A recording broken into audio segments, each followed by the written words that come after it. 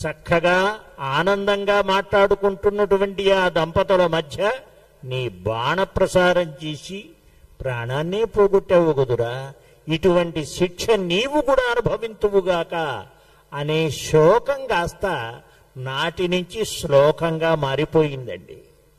శోకం శ్లోకత్వమాగత. ఎంత విచిత్రమో చూడండి. నాటి నుంచి అనుష్ఠుప్ శ్లోకాలు మనకు వస్తున్నాయి. ఆది ఎవరు? ఆది కవి సంస్కృతంలో వాల్మీకి.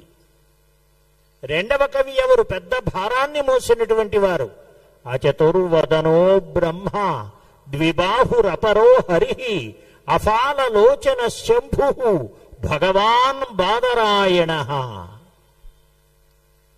మహానుభావులైనటువంటి అచతుర్వదనో బ్రహ్మ, 4 ముఖాలు లేవు, బ్రహ్మతో సమానమైనటువంటి వారు.